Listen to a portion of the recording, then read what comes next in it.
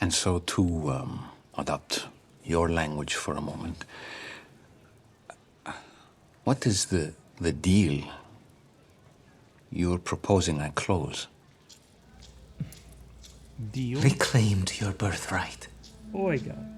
I hate you. You are the Messiah, son of David. And the people are so convinced they're singing songs in your name. It's time. And if I don't do whatever big thing you've imagined I should do at this time, will you still believe?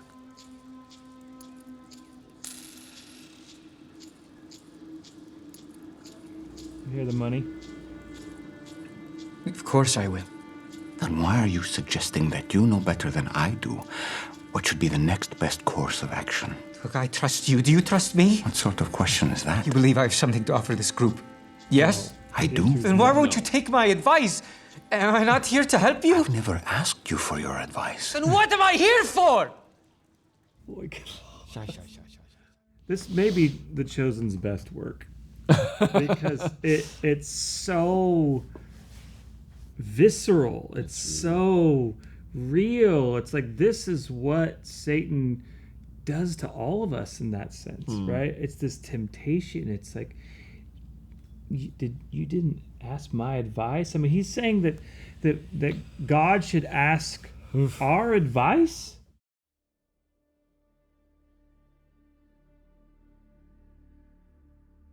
All right, Tom. So we have this moment in this episode that was difficult to watch, but it was worth watching. But this moment between Jesus and Judas. We have to talk about this. Yeah. Because to me, this is like so painful. And I think it's so painful to watch because it's like Yeshua is sitting down talking to Satan. Right. You know? Right.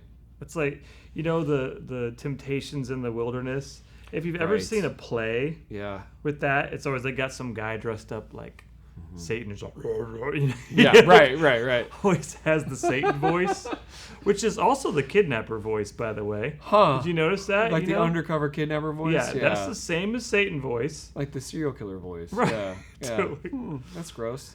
Well, that's what it reminds me of, where it's like, what would that conversation be like if Jesus and Satan sat down together? This is it. Right. And so it's slimy. Right. The whole conversation is slimy. Yeah. And yet, it very well could have happened, you know? Right. And I don't know, this thinking about this week that they're in and the amount of warfare, we've talked about this before, but the amount of warfare that was happening that week. I mean, you have Rome and you have the Pharisees and the Sadducees, the Sanhedrin. You have the disciples. You have the crowds. Like, and there's an influx of people, which more people just means more people, more problems. You know. That's right. But for real, the atmosphere is electric in some sense, and like the kingdom of light and the kingdom of darkness, and it's coming to a head. Right. And so you think you're going through some stuff right now, right? Like that was like the real deal. No wonder Jesus had to like escape and go pray by himself sometimes, you know. And so this conversation is kind of just highlighting the war that's happening. It's good. Yeah, absolutely. I like what you're doing because this is epic. Yeah. I mean, this is a turning point in human history. And in that sense, it's all led up to this moment. Exactly. Right? Yeah.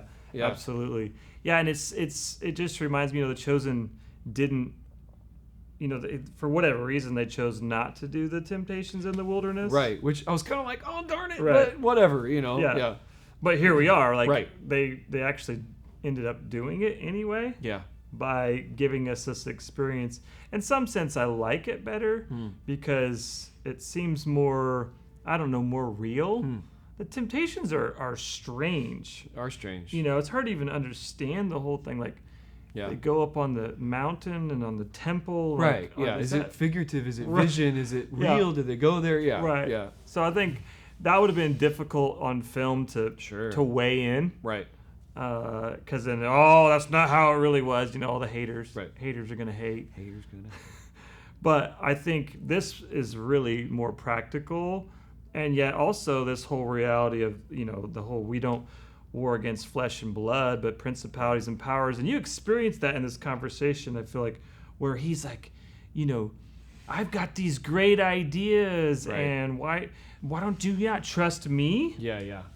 And it's like, that's kind of like Satan in the wilderness. For He's sure. like, I'll give you all these kingdoms if you'll bow down and worship me. Just trust me. I'll give Right. it to you, you Right. know? It's like, what?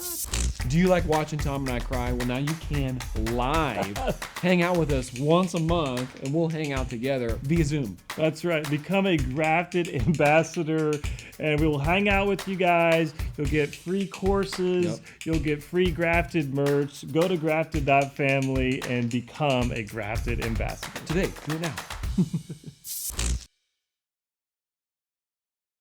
Yeah, the two things that stuck out to me were, one, the pride, like the arrogance that Judas had in this conversation, and that's what's going on with Satan in the wilderness. It's like, Right. fall down, worship me, and like all these things could be yours. These kingdoms could be yours, right? It's like there's this arrogance in his temptation, and then there was this arrogance in Judas, and then later in the conversation, you have this like weird manipulative self-pity, Yeah. which is kind of the other part of pride, Yeah. right? And so he's like, well, you don't want anything that I can offer, Right. And it's like, it's so gross, but this is kind of the nature of pride, Yeah. right? It's like, I have all this to offer, and I think what we need to take away, one thing we could take away from this is humility's key, right? And it's key when you feel like you're gifted or you feel like you got something to offer.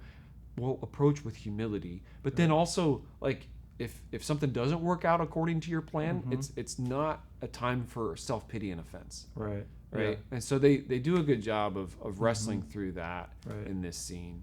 Yeah, and they're rooting it in trust, which Yeah. ultimately, when you're walking in pride, Yeah, it's because you're not trusting the Lord. right. And and so Yeshua I was got like, this. Do Yeah. you trust me? Exactly. Right. And it's like, Right. well, but when we trust the Lord, let's be honest, it's when we don't see the future, Yeah. we don't know what's going to happen, Yeah. and we're trusting Him Yeah, that He's going to cause all things to work together for good, yeah, even when we can't see right. His goodness right in front of us. In fact, it says in Jeremiah 17, it says that when you trust in man, it causes us to not be able to see goodness when it's right in front of us. Wow, Wow, it's exactly what's happening at this table, wow.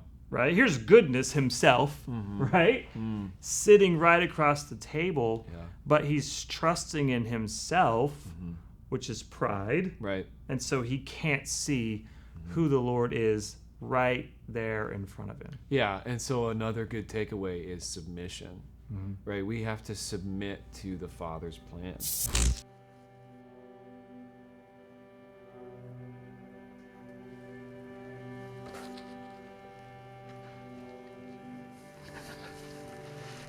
Father,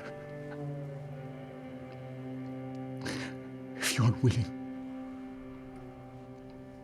remove this cup from me.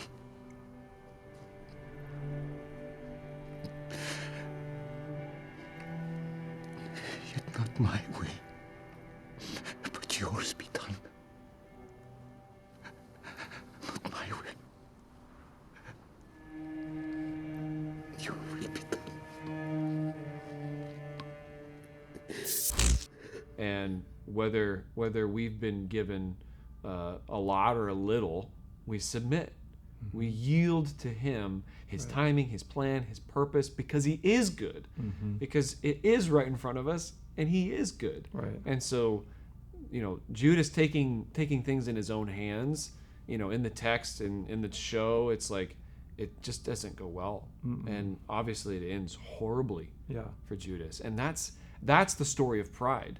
That's the story of lack of submission, is that it ends in destruction. Right. Yeah. That's good. And it doesn't even mean that people won't, or us, I'll throw us in there Sure. too, not just everybody out there, Yeah, everybody else besides us, right? but that he threw some scriptures in there too, Yeah. in the temptations in the wilderness. Yeah. Right. Right. You know. Right. So it's not as if it's just this. Oh, it's really clear. It's just black and white. It's like, no, they'll throw some scriptures in there. You know, love your neighbor. Right. You know, and Right. so I feel like that's part of the problem. But then he says, you know, you don't live on bread alone, but by every word that proceeds from the mouth of God. Right. So this is back to like knowing God. Yeah. Judas does not know God. Right. Even when he's sitting Good, right man. across Yeah. from him, No, right? that's good. So it's knowing the word, but it's knowing God in the word, right? sure. It comes alive through his spirit. Right. And that's how we actively pursue this discernment and knowing the will of God and discerning For sure. between all the mixture that's out there. Yeah, like you're saying, just another point to like knowing his word and knowing him, like he is the word. Like, right? Word made flesh. That's Yeshua. So we have to know it as in the text and know him. That's a perfect combo.